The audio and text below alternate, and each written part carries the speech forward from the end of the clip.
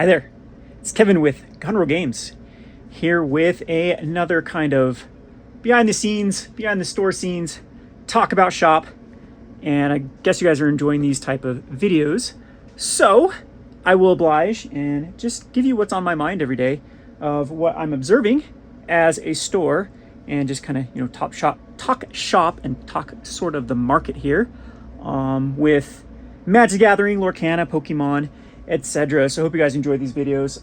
I thought about a topic going back to that Magic the Gathering and Pokemon. They're struggling, but in all honesty, I don't think it's as bad as years in the past where there really was like a lull in the trading card game genre. And this time around, it actually seems to be the opposite. There's so many mixed signals with both Pokemon. I've talked about these in the videos before, but I don't think you can go from the best-selling standard set of all time and the best-selling non-standard set of all time, being Lord of the Rings, or in the case of Pokemon, you can't go to record pre-release numbers in Scarlet and Violet, and then record pre-release numbers, what you doing, Buttons? You're coming into the video. Record attendance number for the Worlds, and same thing with streamer counts and stuff like that. That Pokemon is just in a really good spot. So why are prices collapsing? And again, we've talked about this in the videos before, where there's a lot of other factors going on with there's just so much money pumped in from the fraud, from a lot of the loans, during COVID, during inflation and everything else that ended up really wrecking this industry.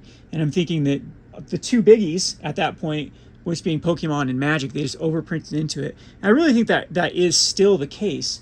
But these boxes right here, and this is also a good indicator to me that things are actually quite healthy. So again, the streaming numbers for Pokemon just through the roof. Like, there's so many metrics that I could go on and on about where Pokemon is just still in incredible shape. It doesn't have that FOMO speculation, card grading crap that was going on where everyone was going to turn it into their 401k, and where old booster boxes were worth the same as a used car. Like that time period was just Dutch tuliping like crazy. If everyone's familiar with that terminology, it's one of the best case studies back in the day when tulips became a popular thing for the nobles.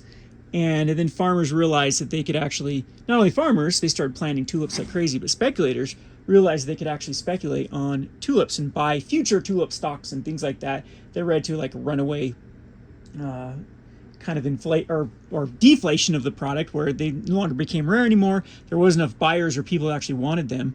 And then the entire market just collapsed and people lost kingdoms over tulips. So it's a great thing to go and read. I believe there's a book called The Madness of Crowds, which has it in there, that talks about just the hysteria of markets and how, a lot of times they just act so nonsensical. And then when you get like the government compounding things, it just leads to a horrible situation. So anyway, what I bring this up though with things is like, I've just noticed, and it could be because of, Lorcana, where people will actually need new card sleeves and deck boxes and stuff like that. But this market doesn't seem bad. So I'm assuming what's in these boxes is going to be my big supply order, because I've done a ton of supplies. We'll open this up. I'll try to do it one-handed here, as I don't have my cameraman today. He is helping customers with a purchase. So I thought I'd just point and shoot, and caution, this is super heavy, and I do not have muscles because I'm a weakling. And maybe I'll have to get to this box later with stuff, as I can't do this one-handed. But I've just noticed the amount on like my end, and even here at the store, that, well, same thing with Magic. Card singles still seem to be pretty good in sales. I mean, the biggest collapse in the card singles was due to the fact that Wizards they just will not quit reprinting stuff. Just reprint. I mean, they're using Throne of Eldraine or Wilds of Eldraine. The whole attraction to Wilds of Eldraine is them trying to attract people with those lures, with the storyline cards, with like doubling season and oh, this is actually board games. Okay, I know what this is. This market's pretty good too, so we'll talk about that in a second. But so they've just run out of that, and it's no longer getting people excited. However, there are people still building commander decks and buying cards. And same thing we said like Pokemon. Pokemon just like, they still printed in the collectibles. Like people like picking up thousands of boxes and opening, you know, like remember the streams where the celebs would just open pack after pack after pack. There was like so many Pokemon channels everywhere. You're just flooded with it, of people in places like Whatnot and places like other streaming places, even Twitch, where people are just opening up packs, getting cards graded, that whole hysteria of card grading. And now everyone just realizes it's not even worth it. And so we've come back, you know, the games have come back to Jesus with it's like, you know, there needs to be utility in this game.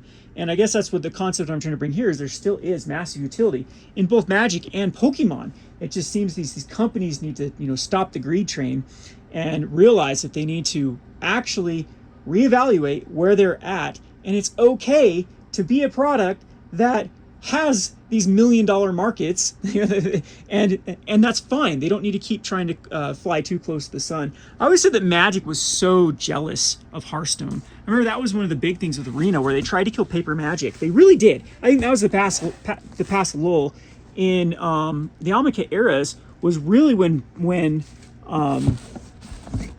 of the Coast tried to be Hearthstone and really pushed towards Arena and put all their eggs in the basket with Arena, and then started to just do like, okay, our paper product still makes money. We'll half-ass it. But our big, I think even Chris Cox even stated something. There was some leaked stuff or just stuff he even stated in his like shareholders meetings and stuff, that the Arena was the future because the profit margins were so great. Well, that didn't end up working out for them, and now they've kind of switched gears, even though they are back to trying to really pump Arena, which is just absolutely ridiculous in my opinion, because the beautifulness of Magic the Gathering and Pokemon is sitting down at a tabletop and playing it. They are just lackluster when you compare them to actually online games. I don't think they'll ever be like a Hearthstone or a Dota 2 or a League of Legends or those type of games, because the beauty of Magic is just the tabletop experience. The same thing with these things, board games.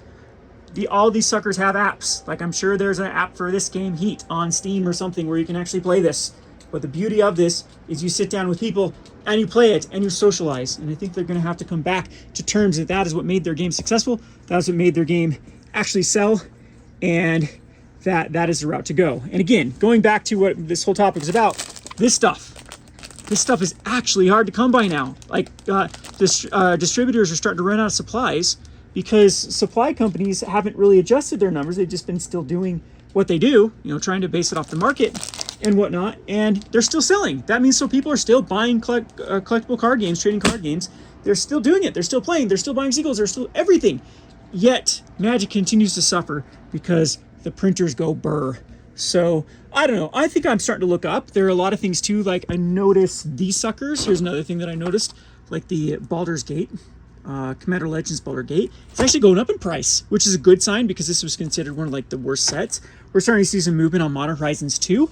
We're starting to see some box movements stabilizing, at least from this era of stuff, which is, you know, sucks because I had to recoup some losses from Commander Masters and dip into my supply here, and now I'm going to kick myself when these suckers start going back up. But it is what it is.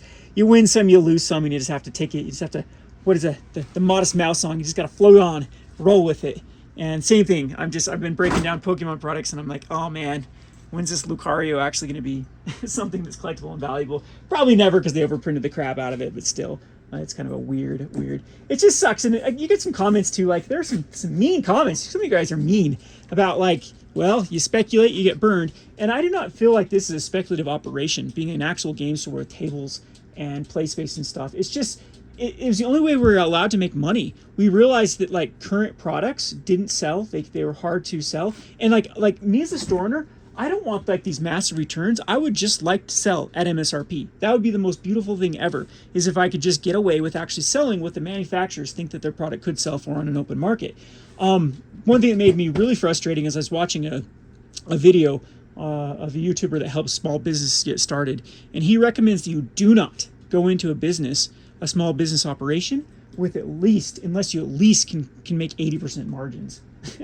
And I just laughed because it was like, I mean, industry standard is for, like, if you actually look at like Ticket Ride, for example. So the cost that I buy this from distributors, comparatively to what they want you to sell it as, what they have their posted MSRP, is about 42%. That's typically what I get on board games. So the markup is only 42%. So it's not even a 50% markup. It's just a 42% is what you end up getting out of this stuff. So it even pales in comparison to those, you know, the 80% margins that you know, these gurus recommend that you get into before going into small business. So I mean, that's the main thing that like these comments bug me. It's like, you know, this stuff like I would love to get like $150 out of Guilds of Ravnica. You know, like that's a pretty cool return on it, and it will take years and years to do so. When standard sets, you buy it for $100 and you sell it for 105 usually. That's all you can get away with a lot of times, and that's different with other stores. I know people with high traffic can get away with, you know, selling things in MSRP because you have just enough population will come in. But unfortunately, the areas like ours that are so used to shopping on Amazon, but are so used to comparing prices, because, you know, we're a rural area, that is just a no-go, and you have to be competitive with those type of online stuff. And so I'm hoping that in the future that there will be a lot more incentivization for, you know, running game stores. And it's kind of the buck stops on Wizards. Like, there's been so much massive fraud in the game store industry too, about people setting up fake stores. I mean, locally, that's kind of what's happening. We figured out that there was a store that I'll have to get into this sometime. I just don't want to burn too many bridges here locally, because it's a soft spot. What happened a few months back, about last October, I think, is a competitor store started up, and is actually kind of an ex-friend of mine that joked about putting me on the street, that he was going to start a store and put me on the street. And I know I'm never speaking to this guy again. I mean, it really cut low for all the stuff we felt like we did for this particular person in the community here, and whatnot. But anyway, he went out of business quite abruptly because overhead was too high, didn't know how to run a business properly, all that kind of stuff. We knew it wasn't going to last. It was just going to, you know, cut into our margins for the time being. This is the reason why I'm so stressful. I still feel like we're trying to make up for all the losses, all the, you know, the split in already a small community, which that store caused us, and the headache and all that kind of nonsense. But anyway, we found out, you know, he was still operating out of his house. He was still kept his licenses and his contacts with distribution, and was just still ordering and selling as if he still owned a store. And I think it's really on Wizards of the Coast and now Lorcana and Pokemon to do their due diligence and make sure, if they really want to support local game stores, they really want to support people that have the table space and the overhead and are paying for that, is they need to you know, audit these type of operations and realize that they're not like. And again, it might not even matter at this point when people can just get it all on Amazon and, you know, still run the grind that way. But in my opinion, that's kind of the route they need to go. Is really, yeah, that used to be really, well, not too difficult for WPN, but like they did do their due diligence, made sure that things were being ran properly. You did have table space, you did have a bathroom, you did have all these services, because they realized that was the importance of their game, is being able to play it somewhere. Now, board games is funny because I know I'm really on a tangent here, and I hope people actually enjoy this kind of conversation. But here it is right here. Here we go. Here it is. So the story of Everdell. So this is a fun one. I think I've talked about it before on this channel. So this game was, I believe, close to Game of the Year. Yeah, you can see on there that it got like 2018 bronze winner or something like that. So it was really close to Game of the Year, and this sucker was super popular. It got hard to find at one point, and this company decided that they were big enough, they were bold enough, they didn't need the local game stores, and so they did a direct to eBay and Amazon and started selling there for about as cheap as what I could get it for from distributors. So of course distributors just quit carrying it because no one was ordering it, because it could just, you know, we bought on, you know, Prime for the same that game stores could get it for from this. Just, I mean, there was no profits for the distributors, no profits for the game store, and this game plummeted in popularity because they're like, oh, we have a household name, everyone knows about Everdell, everyone that wants Everdell is just going to go and buy it on Amazon. We can then probably get a bigger chunk ourselves because we don't have to get cut twice by distributors and by stores, and so we can have, even if we go the Amazon route, we can have a larger chunk of the profit share ourselves. And their sales plummeted, and this game just really, really suffered because it wasn't on the local game stores. You know, I feel like that every local game store is little salespeople for these board games. I actually don't sell a lot of board games unless I can talk to people about it. And like, how many like centuries? So don't look at my mess back here. I am not this filthy of a person. It's all Button's fault. You're the gross one. But you know how many copies of like Century Golem we sold here? We go through cases of this game. Just because when people start telling me what kind of games they like, they'll come in like, oh, I like Catan or I like Monopoly. And they're like, well, what kind of games do you like to play? And I'm like, okay, here's a goodie. I'll recommend you this one. It's kind of a deck builder. It's got the economic side to it. It's an engine build game, and it's super, super fun. I've never had anyone have any problems. Like, I show them how to play it, and I take the time out of my day to actually like teach some, like not teach, but at least convince someone to buy this game. And you know, that is why it sells. Whereas, you know, these games that they do think that they become such, you know, household names, they end up struggling later on down the road when they don't have that sales force for them. So again, I'm hoping Pokemon and Magic can find something to come back to the terms that this is good in the ecosystem, that maybe they need to give up a little bit of a profit margin percentage, instead, you know, quit acting like the stores or the end users or the end, you know, that we're the ones that have to carry all the risk, carry all the, you know, the overhead of having a place with lighting and tables and places to experience their games. And I mean, both have done okay in the past with stuff. Pokemon does try to support things with a little bit early of a release, but I'd like to see more of that in the future. I think that would be the best thing for game stores in the future, is to have that sort of support. But again, there's some tough times. Like I've mentioned in other videos, the main reason too is there's just too many cooks in this that were willing to work on nothing. And when you have these, you know, side hustles, these other operations where people turn them into like hobby businesses where they're not dependent on the, you know, profitability of it, they don't. And some of these channels too, like, just make me shake my head when I watch their grind, and I'm like, geez, you did nothing. You did all this work to make nothing. And I know it's like you still made profit, but how many hours did you really? I just don't think a lot of these people are honest with themselves. These kind of eBay side hustle businesses and Amazon side hustle businesses, that the amount of work they actually put in is so minuscule to what actually they're getting out.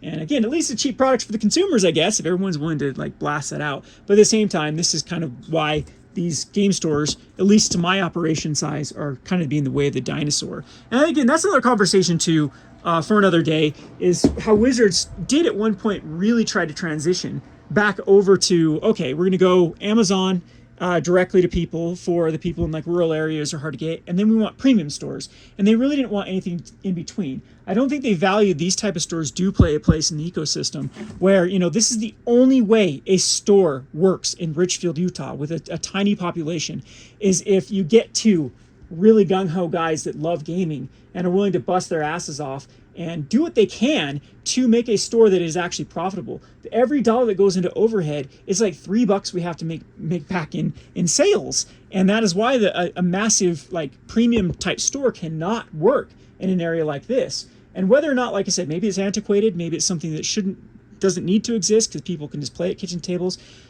I disagree, because I've seen the magic that has happened here. I've seen the amount of people that we've got into these games, and how many, you know, that's because it's part of my livelihood. It's part of my bottom dollar to actually recruit people and get people to play. So I'm out there always, you know, trying to find people. I just can't even imagine how many people I have introduced to Magic and board games and led to sales and stuff, and how much value I've created for this industry. And it just sucks kind of at this point in time, kind of feeling like invisible to them, like I'm not even a cog in a wheel this time, just kind of a nuisance to them that they have to, you know, go through this sort of route. Anyway, we'll look at some other stuff here. I've been rambling here. I got a bunch of new board games that are kind of hot here.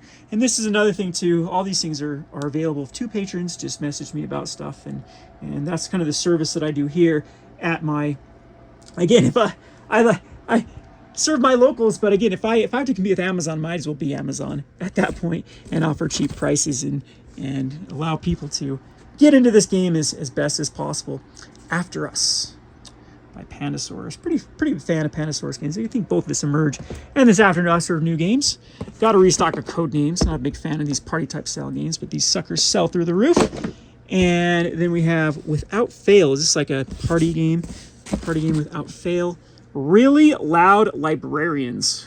Okay, a merciless word shouting board game. Keep that away from Kevin. Oh, here we go. Finally got some of these back in stock. These flex dividers. So these ones are good from GameGenic. They are just dividers in a multicolored pack, and I sell a ton of these. We got some sleeves. These are actually super hard to find right now, and that shows me just how well Lorcana's doing.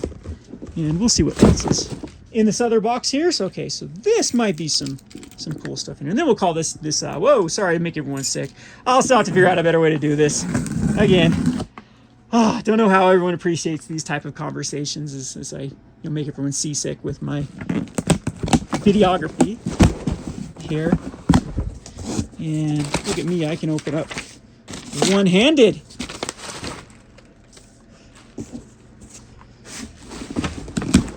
With things. And, oh, yep, more supplies. More supplies down here. So, this is all seems to be, yeah, deck boxes.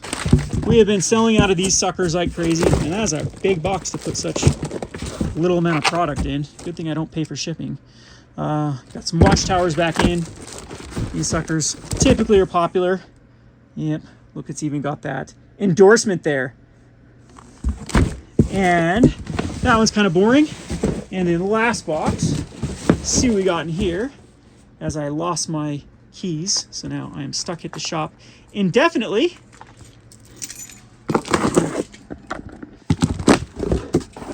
And I think this is more supplies in here, as you can see. But yep, okay, yeah, these are cool too. Like I said, these suckers are still selling. And they haven't gone down in price, they've actually gone up in price due to the cost of supplies and stuff. But yep, got some beautiful archives in. And Omni Highs is their big one from Ultimate Guard. Really good product line. I was actually worried about Ultimate Guard. Ultimate Guard, I think, has stepped up their game, because a little bit of story about GameGenic. GameGenic was actually an ex-Ultimate Guard employee. I wonder if they're going to ever have some lawsuits and IP problems and stuff like that. He decided he's going to start his own gig with GameGenic. And I think that, yeah, just more supplies in here. I think we got some Dragon Shields in there that says we're starting to get low with Dragon Shields in here. But anyway, this kind of stuff, of course, is available. Like one of my patron services I want to be is I kind of want to be your guide to gaming. So you can ask me about products that I can get, kind of can direct you towards, products that I like, because, I'm living this every day, and I think I come across enough stuff that I find interesting. So still got our Lorcana we gotta put out for our event, but hopefully we can start getting more of this stuff. Anyway, long rambly video. Just thought I'd grab the camera and start recording and talk about life, liberty, and the pursuit of gaming. Anyway, this has been Kevin with Gonor Games. Thanks for watching.